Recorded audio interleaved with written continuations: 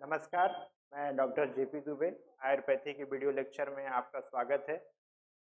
एक टॉपिक बहुत इम्पोर्टेंट है क्रिया शरीर का, जो कि रह गया था और मैं लगा कि कंप्लीट हो गया है कोर्स वो क्रिया शरीर का। तो आज मैं उसको कवर कर रहा हूँ और बहुत इम्पोर्टेंट टॉपिक है। तो इम्पोर्टेंट टॉपिक का जो नाम है वो आप जानते हैं, का नाम है लोक पुरुष साम्य। लोक पुरुष साम्यता जो है आयुर्वेद का बहुत यूनिक कॉन्सेप्ट है। और जो लोक पुरुष साम्यता है इसमें दो शब्दों से मिलके बना है, पहला लोक है, दूसरा पुरुष। तो लोक क्या है? यथा पिंडे तथा ब्रह्मांडे न्याय से या इस दर्शन से इसको लिया गया है कि जो भी हमारा शरीर है वह क्या है कि वह ब्रह्मांड का एक रिप्रेजेंटेटिव है। वो ब्रह्मांड में जो भी तत्व पाए जाते हैं वो सारे तत्व क्या होते हैं, हमारे शरीर में भी पाए जाते हैं। तो उसको हम लोग देखेंगे, उसकी क्या महत्वता है, उसकी क्या क्लिनिकल एप्लीकेशन है और किस प्रकार वो हमारी प्रैक्टिस में काम आ सकता है, उसको हम देखेंगे। चलिए स्टार्ट करते हैं। तो सबसे पहले आता है कि लोक पुरुष साम्य सिद्धांत जो है वह सबसे पहले एक शब्द आता है कि व्हाट इज लोक। तो लोक है क्या? लोकस्तु भुवने जना। लोकस्तु भुवने जने का मतलब होता है कि लोका मीन्स नेचर और द ब्रह्मांड और द यूनिवर्स। तो यहाँ लोक से एक शब्द हमको मिला कि लोक में जो संसार में हमको दिखाई दे रहा है वही लोक है। तो जो लोक दिखाई दे रहा है उस लोक को हम क्या कहते हैं? वह है ब्रह्मांड या यूनिवर्स। तो जो हम एक ह्यूमन बॉडी जो है, बेसिक कॉन्सेप्ट इसका ये, ह्यूमन बॉडी जो है वह अपने आप में पूरे ब्रह्मांड को रिप्रेजेंट करता है। क्या करता है? पूरे ब्रह्मांड को अपने शरीर में समझना या ये इस बात का ज्ञान होना कि ये जो पूरा ब्रह्मांड है वो हमारे शरीर में विद्यमान है और हम जो हैं वह उस ब्रह्मांड का एक मिनिएचर फॉर्म है, एक छोटा स्मॉलर रिप्रेजेंटेटिव है, स्मॉलर रिप्रेजेंटेटिव है। तो बेसिक कॉन्सेप्ट यही है यथा पिंडे तथा ब्रह्मांडे का। तो पहले हम देख रहे हैं ब्रह्मांड क्या है। तो ब्रह्मांड क्या है? वह लोक है। वह आयुर्वेद में एक लोक पुरुष साम्य सिद्धांत दिया गया जिसमें हम लोक शब्द के द्वारा इस भुवन या जगत को मानते हैं। उसको हम लोग क्या बोलते हैं? नेचर, ब्रह्मांड या यूनिवर्स। फिर क्या आता है? पुरुष। दूसरा शब्द इसमें क्या आता है लोक पुरुष में? पुरुष। पुरुष शब्द को हम ऑलरेडी जानते हैं, फिर भी हम देखते हैं। पुरी शरीरे सेते निवसत इति पुरुष, यानी जो इस शरीर में निवास करता है उसको हम लोग क्या बोलते हैं? पुरुष बोलते हैं। तो शरीर में निवास कौन करता है? वह आत्मा है। तो ये आप समझिए दो शब्द से बना है। पुरः means for. In philosophy, philosopher पूरा शरीर इज द पुरः आर पुरी। तो शरीर का जो पर्याय है वो हम उसको पुर कहते हैं या फिर पुरी कहते हैं। तो ये कॉन्सेप्ट जो है वह प्रेजेंट करता है शरीर को। और सेते मीन्स जो मीन्स समवन हु रिसाइड, जो शरीर के अंदर रहता है। तो शरीर के अंदर कौन है? हमारी आत्मा है, हम उसको समझते हैं। ठीक है, तो ये याद रखिएगा। फिर आगे देखते हैं। अब लोक पुरुष से हमें दो शब्द मिले, पहला लोक, दूसरा पुरुष। लोक का मतलब ब्रह्मांड है, पुरुष का मतलब हम स्वयं हैं। ठीक, अब प्रकरण में देखते हैं कहाँ से रेफरेंस वगैरह आता है। थोड़ा सा इसमें ग्रामेटिकल मिस्टेक है तो उसको थोड़ा सा इग्नोर करके चलिएगा। ठीक, प्रकरण क्या है? पुरुषो अयम लोके संमितम। पुरुष अयम लोक संमितम इति उवाच भगवान पुनरसुवात्रेय। क्या कॉन्सेप्ट है? पुरुष ही लोक है या पुरुष लोक के समान है। कॉन्सेप्ट क्या है? यावंत ही लोके मूर्तिमंतो भाव विशेषा तावंत पुरुषे, यावंत पुरुषे तावंत लोके। यानी कि जितने भी भाव हमारे शरीर में विद्यमान है, चाहे वो शारीरिक हो, मानसिक हो, जो भी भाव हमारे शरीर में विद्यमान होते हैं उसका जो प्रेजेंटेटिव है वह संसार में होता है। यानी कि जो हमारे भाव हैं पुरुष में वही सारे क्या है? ब्रह्मांड में है, या फिर जो ब्रह्मांड में है वो हमारे सभी शरीर में प्रेजेंट है। तो यहाँ पे यही लिखा है यावंतो ही लोक। लोक में जितने भी भाव हमको दिखाई देते हैं वो सभी कहाँ है? पुरुष के अंदर हैं। और जो भी पुरुष के भाव हैं वह सभी क्या है? लोक में। ठीक, तो यहाँ पे देख लीजिए इसका मीनिंग लिखा है लोक पुरुष साम्य विषय प्रश्न। यह पुरुष लोक के समान है।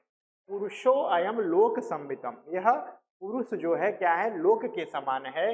यह भगवान पुनर्वसु आत्रेय ने कहा। पुनर्वसु आत्रेय कौन है? जो अग्निवेश तंत्र या चरक संहिता के उपदेष्टा है। ये क्या बोलते हैं, लोक में जितने भी मूर्तिमान, मूर्तिमान भाव जो आपको दिखाई देते हैं, जो आपको समझ में आते हैं, जितने भी भाव है, भाव अनंत हो सकते हैं, ठीक है, अर्थात स्वरूप वाले भाव हैं, उतने ही पुरुष के शरीर में हैं या जीवित शरीर में भी हैं। इस प्रकार मात्र विशेष पुरुष में है, उतने ही भाव लोक में भी। तो जो लोक में है वो सब शरीर में है। यहाँ शरीर से आप क्या समझिए, पुरुष को समझिए यहाँ पे, क्योंकि पूरी शरीर से तो इति पुरुषः, और जो लोक के बाद यहाँ फिर आया जो शरीर में है वही सारा क्या है, लोक में है। ठीक, ये बेसिक कॉन्सेप्ट याद रखिएगा। यावंतो ही लोके मूर्तिमंतो भाव विशेष है, यावंत पुरुषे तावंत लोके, यावंत तावंत लोके यावंत। ठीक, नेक्स्ट देखिए, अब क्या होता है, ये जो भाव जो होते हैं वो क्या होता है, अपरिसंख्य होते हैं। जाहिर सी बात है, भाव का तो गणना करना मुश्किल है, लेकिन फिर भी क्या है, कुछ संख्या के द्वारा या कुछ एग्जाम्पल दे करके आपको एक कॉन्सेप्ट बिल्डअप करने के लिए आचार्य ने कुछ परिभाषाएं दी हैं, कुछ तुलना अध्ययन करके दिया है। उन एग्जाम्पल्स को हम देखेंगे और उसके अतिरिक्त हजारों एग्जाम्पल और भी हो सकते हैं। तो उसका खैर वो आप जैसे जैसे आपकी परिपक्वता बढ़ती जाएगी, आयुर्वेद में और डीप होते जाएंगे, आपको वो चीज़ समझ में आने लगेगी। जब तक नहीं आती है तब तक कम से कम आपको वो 24 तत्व जो आचार्य ने कंपेयर किए हैं वो आपको याद होना चाहिए। वैसे तो है तो पर्याप्त। हाँ, अब इसमें देखिए, अपरिसंख्य लोका अवयव विशेषा। ठीक, तो भाई लोक के अवयव भी लोक के जो अवयव यानी छोटे छोटे पार्ट हैं वो अपरिसंख्य हैं, कोई उसको देख नहीं सकता, काउंट नहीं कर सकता। इसी प्रकार पुरुष के अवयव भी क्या होते हैं, वो अपरिसंख्य होते हैं। फिर भी हम लोग कुछ एग्जाम्पल के द्वारा इसको समझने का प्रयास। ठीक, तो ये सारा एग्जाम्पल दिया है, पृथ्वी, तेज, वायु, आकाश, ब्रह्म, अव्यक्त, सर धातु। हम आगे टेबल फॉर्म में इसको पढ़ेंगे, तो याद करने की जरूरत, वही सारी चीजें यहाँ पे लिखी हुई हैं। ओम तस्यम पुरुष पृथ्वी मूर्ति, पृथ्वी से मूर्ति, आप छेद, तेजो अभिसंतापम, वायु प्राण, वियत सूर्यणाम, ब्रह्मा अंतरात्मा, यथा खलु ब्रह्मा विभूति तथा विभूति पुरुषोयम सच्च। फिर जैसे ब्राह्मण ब्रह्म विभूति से प्रजापति का अंतरात्मा, तो सारा एग्जाम्पल दिए, तो इसको आप याद करना बहुत मुश्किल है। हाँ, छोटे छोटे एग्जाम्पल जैसे होंगे वो याद कर सकते हैं, मतलब इस तरह से नहीं याद कर सकते, टेबुलर फॉर्म में आप याद कर सकते। तो टेबुलर फॉर्म पढ़ने में जैसे अश्वनी का एक कांति है, मरुद का उत्साह है, विश्वदेव का सर्वेंद्रिया है, ये तम का मोह है, ज्योति का ज्ञान है। तो इस श्लोक में आप ब्रेक करके अभी नहीं याद कर पाएंगे, हम इसको टेबल फॉर्म में याद करेंगे। ये कुल 24 तत्व हैं, हमें याद हो जाएगा। इस टेबल को समझने का प्रयास करते हैं हम लोग। देखिए, तो पहले टेबल जो है वो जो भी इस तरह का बना हुआ है, इस टेबल को आप बेसिक फंडामेंटल समझिए। ये टेबल तैयार कैसे हुआ है। जो टेबल तैयार हुआ है वह 3 स्टेप में तैयार होता है। Interpretation of these examples given in companion to explain the law of लोकपुरुष साम्य एज फॉलो। क्या है वो, अब देखिए पहले नंबर पे क्या आता है, पहला इसमें जो कंपैरिजन किया गया है वो किया गया है comparison between the universe and living body based on their structural pattern. Structural pattern मतलब वो कैसा दिखाई देता है। तो ये बेसिक क्या है, पंच महाभूत है। तो इसमें आप both are made up of पंच महाभूता। तो ऑन द बेसिस ऑफ पंच महाभूत हम पहले देखेंगे, जो भी 24 तत्व में शुरुआत के जो 5 हैं वो किस पे बेस है, ऑन द बेसिस ऑफ पंच महाभूता। उसके बाद क्या आता है, comparison between the universe and living body based on ruling property. Ruling property यानी कौन किसको गवर्न करता है। तो हम ये जानते हैं जो पौराणिक कथाएं हैं या फिर जो बेसिक है वैदिक सभ्यता है, उसमें बहुत सारे देवता हो, जैसे इंद्र है, रुद्र है, तो चंद्र है, सोम है। ये देवता जो हैं वो उसकी रूलिंग प्रॉपर्टी है, उसको क्या करते हैं, गवर्न करते हैं, उसके देवता हैं वो। तो हम ये समझेंगे कि ये देवता किस तत्व को गवर्न करता है। तो वैसे ही हमारे शरीर में अगर कोई चीज है तो वो उसको गवर्न करता है। ठीक, तो दूसरा जो कंपैरिजन होगा वो कंपैरिजन होगा between the universe and living body based on the ruling property. ठीक, फिर आता है comparison between the universe and living body based on the perception of time. जो लास्ट के 5 या 6 हैं उसमें हम लोग समय के बेसिस पे अपने आयु को हम देखेंगे कि हमारा आयु और ब्रह्मांड का जो आयु है, यानी कि वो काल है, सृष्टि युग है, सतयुग है, त्रेता है, द्वापर है, कलयुग है, वो कैसे उसमें कंपेयर हो रहा है। तो ये 3 तरह से उसमें अगर हम ब्रेक करके याद करने या समझने का प्रयास करेंगे तो सबसे इजीली हमको तैयार हो जाएगा। ठीक है, तो अब देखते हैं। सबसे पहले हमने क्या पढ़ा था कि पंचभौतिक प्रॉपर्टी के आधार पे किया गया है। तो पंचभौतिक प्रॉपर्टी क्या है, यहाँ तक पंचमहाभूत का कंपेयर बेस्ड ऑन द पंचमहाभूत। तो पृथ्वी जो है वह हमारे शरीर में क्या प्रेजेंट करती है, पुरुषगत भाव में। वो क्या होगा, मूर्ति, यानी कि जो भी हमें दिखाई दे रहा है वह सब क्या है, मूर्ति है। मूर्ति, मूर्ति का मतलब हम क्या समझेंगे, which is presented by the morphology और शेप। मॉर्फोलॉजी या शेप के द्वारा जो हमको भाव दिखाई देंगे वह कहलाएगा पार्थिव भाव। और चूंकि वो मॉर्फोलॉजी होगा तब उसको परसीव कर पाएंगे, उसको समझ पाएंगे, तो उसको हम लोग क्या बोलते हैं, मूर्ति, क्योंकि मूर्ति या स्टेचू को हम इजिली समझ पाते हैं। ठीक, दूसरे नंबर पे क्या आता है, आप। आप का मतलब क्या होता है, क्लेद। जल है, जल है, जल से क्या होगा, क्लेद होगा। क्लेद मतलब सेमी सॉलिड कुछ। तो उसको हम, जो भी हमारे बॉडी में फ्लूइड्स हैं या मॉइस्चर कंटेंट हैं, उनको हम ये समझते हैं कि कहीं ना कहीं आप तत्व के द्वारा प्रेजेंट किए जाते हैं। तीसरे नंबर पे तेज है, अग्नि है। अग्नि का मतलब अभिसंताप। अभिसंताप में जो भी हमारे शरीर में उष्मा है या ऊर्जा है या फिर टेम्परेचर हम मेंटेन करके रखते हैं, या फिर कुछ बर्निंग सेंसेशन वगैरह भी है हमारे शरीर में, दाह वगैरह है, दाह है, पाक है, वो सारी चीजें क्या है, कहीं ना कहीं तेज महाभूत के द्वारा प्रेजेंट की जाती है। फिर आता है वायु। वायु में क्या होता है, वायु हमको जीवन देने वाला है, प्राण है, ऑक्सीजन है, तो प्राण है। ये क्या है, हमारा लाइवलीनेस, यानी कि जो हमारा जीवन है, जीवनी तत्व है, वह वायु के द्वारा हमको दिखाई देता है। और पुरुषगत भाव में हम उसको प्राण बोलते हैं। ठीक, या प्राण वायु बोल सकते हैं। वियत का मीन्स क्या होता है, आकाश होता है, मतलब आकाश। आकाश क्या प्रेजेंट करता है, सुशीरता, यानी कि एरी स्पेसेस, खाली स्थान को। एरी टिश्यू और इंट्रासेलुलर जो भी स्पेसेस हैं, इंट्रासेलुलर स्पेस, ये सारा रिप्रेजेंट किया जाता है किसके द्वारा, आकाश के तत्व के द्वारा। अब ये हो गया पंचभौतिक। पंच भौतिक कंपैरिजन। ठीक, पंचभौतिक कंपैरिजन किसके किसके बीच में, पंचभौतिक comparison on the basis of लोकगत भाव एंड पुरुषगत भाव।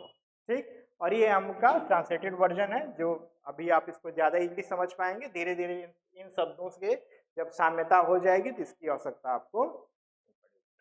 फिर आता है, अब हमने पढ़ा था दूसरा क्या था, रूलिंग प्रॉपर्टी के आधार पे। रूलिंग प्रॉपर्टी के आधार पे अब ये देखिए रूलिंग प्रॉपर्टी वाला। रूलिंग प्रॉपर्टी में आप देखिए सबसे पहले क्या आता है, कौन सा देवता किसको वो गवर्न कर रहा है। सबसे पहले आता है ब्रह्मा। तो संसार में क्या है, ब्रह्म है। हमारे शरीर में क्या है, वह अंतरात्मा है। पूरे संसार को गवर्न करने वाले या सृष्टि उत्पादन करने वाले या चलाने वाले क्या है, ब्रह्मा है। और हमारे शरीर में किसके द्वारा रिप्रेजेंट किया जाता है, वह किया जाता है अंतरात्मा। अब ये क्या है, इनर रूलिंग मैकेनिज्म जो भी है, हमारा कॉन्शियस सब कॉन्शियस माइंड जो भी है, वह क्या है, इनर रूलिंग मैकेनिज्म के आधार पे कार्य करता है। तो वो जो है हम उसको आत्मा बोलते हैं, अंतरात्मा बोलते हैं। और संसार में क्या होगा, वही ब्रह्म के द्वारा प्रेजेंट किया जाएगा। ब्रह्मा की विभूति, अंतरात्मा की विभूति। विभूति का मंत्र क्या होता है, जो उसका ऐश्वर्य है, जो उसके द्वारा कार्य किया जाता है। ठीक, तो जैसे ब्रह्मा कोई कार्य करते हैं सॉरी, वैसे ही अंतरात्मा के द्वारा जो उसकी विभूति होगी, जो भी उसके कार्य करने का तरीका होगा, वो सारा जो है इसके द्वारा प्रेजेंट किया जाएगा। फिर आता है ब्रह्मा का विभूति प्रजापति है। प्रजापति एक देवता है। ब्रह्मा जो भी आप संसार का पालन करना चाहते हैं तो प्रजापति के माध्यम से करते हैं। इसी तरह से हमारे शरीर में जो भी हम कार्य करना चाहते हैं, कहीं ना कहीं उसमें मन इन्वॉल्व होता है और मन के द्वारा उस कार्य को किया जाता है। तो उसको माइंड समझ। फिर आता है, एक देवता होते हैं इंद्रदेव, आप उनको जानते हैं। इंद्र जो होता है वह देवताओं में सबसे अहंकारी व्यक्ति माना जाता है। अहंकारी व्यक्ति का अहंकारी देव माने जाते हैं। तो जो अगर हम अब अहंकार हमारे शरीर के अंदर है, हमारे मन में कहीं ना कहीं अगर हम अहंकारी हो रहे हैं, तो हम लोक में इंद्र को प्रेजेंट कर रहे हैं। ठीक, जो हमारा ईगो के माध्यम से हम अगर होगा, तो अगर संसार में हम देखते हैं कि इंद्र प्रेजेंट करते हैं अहंकार को, तो हमारा ईगो जो है शरीर में हमारे इंद्र को प्रेजेंट करता है। ठीक, हम ये देख रहे हैं कि संसार जैसे बना है वैसे भी हम भी बने। ठीक, आदित्य, आदित्य का कार्य क्या है, आदान करना। यहाँ पे आप आदान विसर्ग वाला कॉन्सेप्ट समझ रहे होंगे।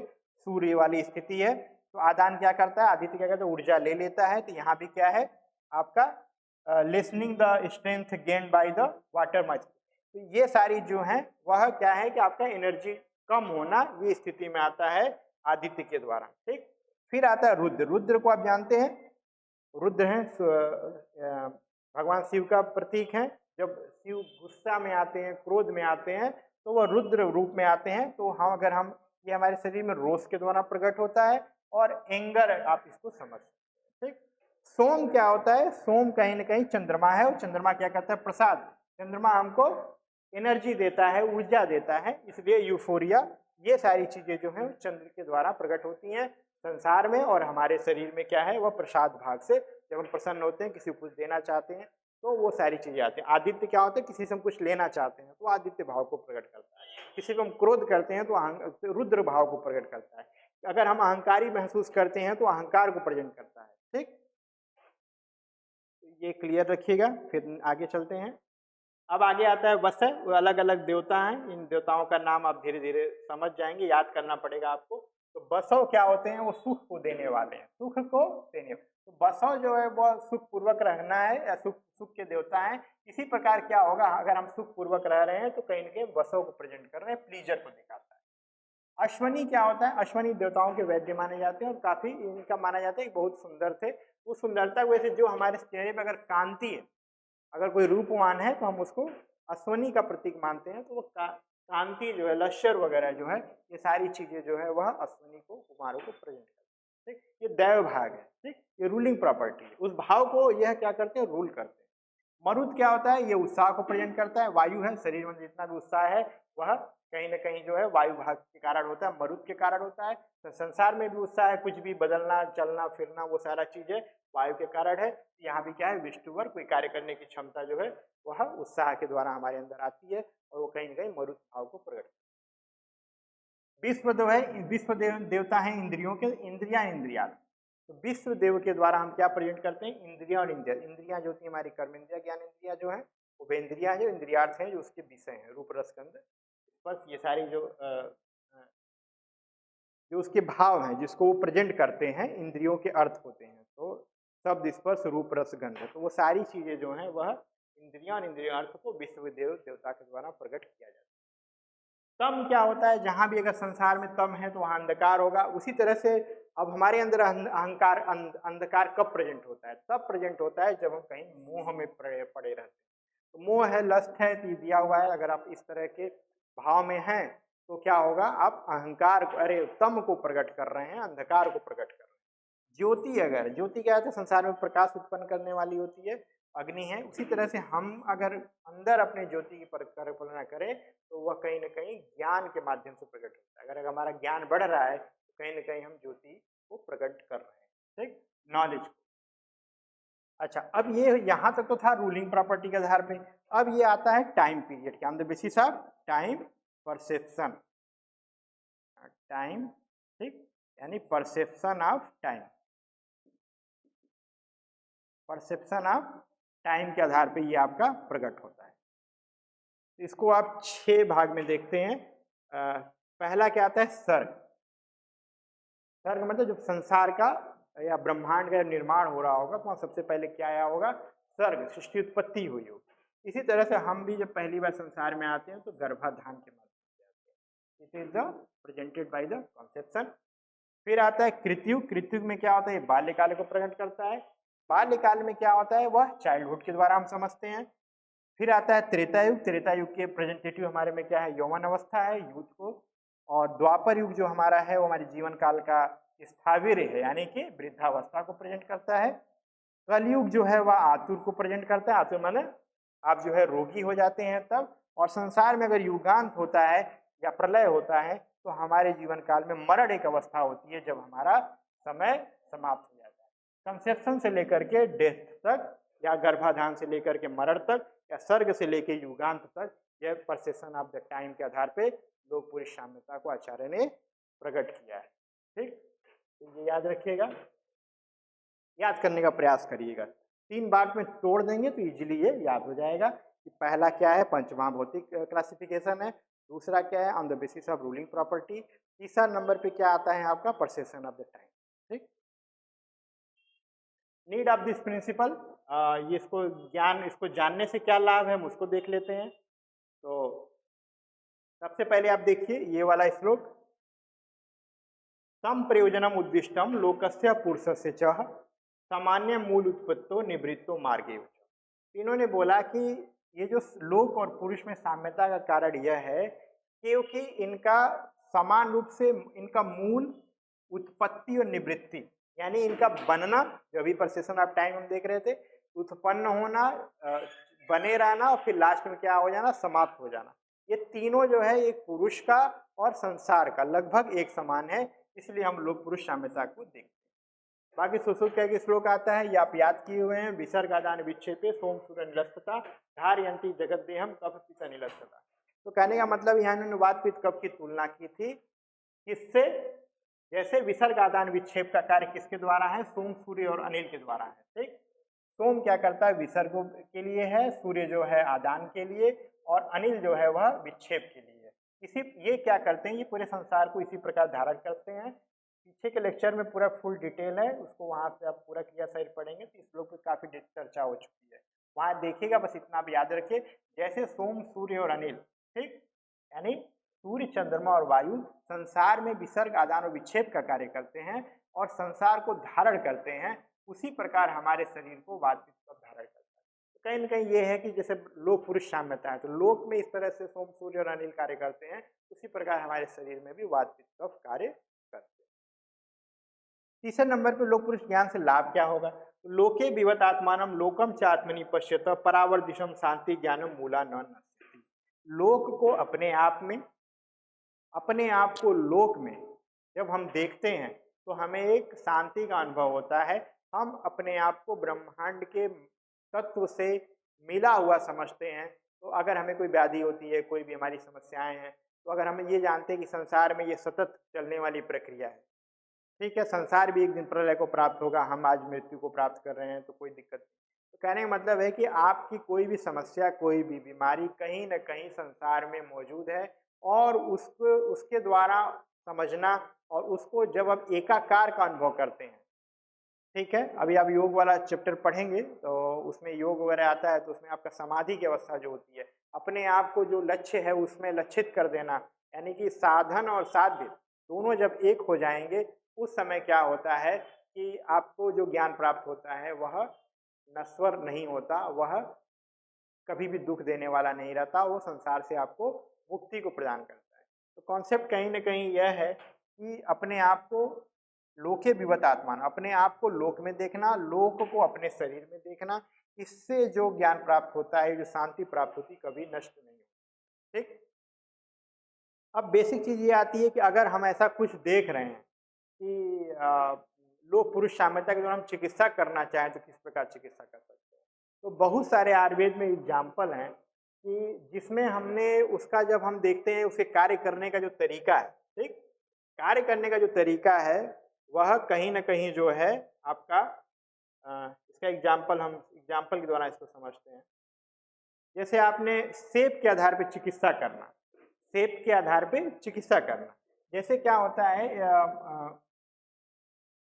मुख दूषिका होता है एक बीमारी, ठीक, जिसको आप एक्ने कहते हैं, ठीक, मुहासे वगैरह कहते हैं। तो इसके लिए जो चिकित्सा बताई गई है, वो चिकित्सा में उन्होंने बोला कि साल्मली कंटक को यूज करना चाहिए। साल्मली एक प्लांट होता है, उस पर कंटक ऐसे इस प्रकार के बने रहते हैं, यानी कि नॉर्मल इसका स्ट्रक्चर रहेगा और उस पर क्या होगा, ऐसे उभार रहता है। इसको क्या करते हैं, तोड़ के निकालते हैं, इसका पेस्ट हम लगाते हैं किस पे, एक्ने पे। तो ये साम्यता की वजह से हम क्या करते हैं, उसकी चिकित्सा हम ये मानते हैं कि अगर आप चिकित्सा करने में स्टक कर रहे हैं, तो जैसी बीमारी का स्ट्रक्चर है या जैसा वो अंग है उससे मिलता जुलता अगर रिप्रेजेंटेटिव संसार में है, तो निश्चित रूप से उस पर काम करता है। इस एग्जाम्पल को समझ करके हम उसकी चिकित्सा करते हैं। ये लोक पुरुष साम्यता का एग्जाम्पल है। जैसे जैसे एक और दूसरा एग्जाम्पल देखिए, सालमली का आपने समझ लिया, काचनार, काचनार गुगलू जो है या काचनार का जो प्लांट है उसका पत्ता आप देखेंगे तो इस तरह का रहता है।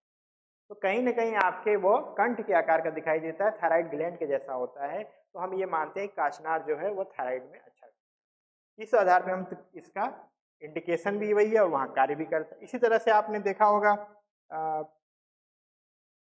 द्राक्षा, अंगूर के गुच्छे जो होते हैं, ठीक, द्राक्षा जिसको बोलते हैं, तो ये सारा हम कहाँ यूज करते हैं? प्राणभर स्रोतस में। क्यों? क्योंकि वह जो है वह एल्वलाई जैसा दिखाई देता है, तो एल्वलाई जैसा दिखाई देता है, इसलिए हम इसको वहाँ यूज करते हैं। ये छोटे छोटे एग्जाम्पल हैं, बहुत सारा। जैसे आपने वो आलमंड वगैरह देखा है, अखरोट देखा है, अखरोट का डिजाइन कैसा होता है? वो कहीं न कहीं आपका ब्रेन के जैसा दिखाई देता है, सर्कस और गायरी जैसा स्ट्रक्चर दिखाई देता है, तो हम उसको ये मानते हैं कि ब्रेन टोनिक। और जब रिसर्च होती है तो वहाँ पे वो इफेक्टिवनेस का दिखाई देता है। वैसे बहुत सारे एग्जाम्पल हो सकते हैं कि जिसको आप जो है केवल स्वरूप को देख करके, यानी उस साम्यता को समझ करके आप उसका प्रयोग करें।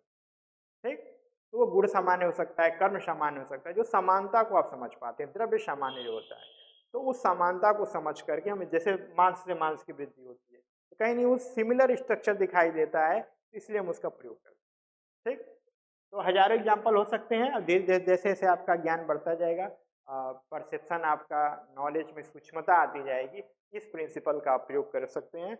और बहुत बड़ा टॉपिक नहीं है, लेकिन जो भी कंटेंट इसमें दिया हुआ है 24 तत्वों के, उसके उसके नाम याद होने चाहिए, उसके कंपेरेटिव भी आपको पता होना चाहिए। अगर वो आपको पता रहेगा तभी आप इसमें चिकित्सा कर पाएंगे, और पीजी में क्वेश्चन आता है और यूजी के लिए भी उतना ही इम्पोर्टेंट। अगर आपको लेक्चर पसंद आ रहा है तो दोस्तों के साथ सब्सक्राइब करें और शेयर करें। Thank you.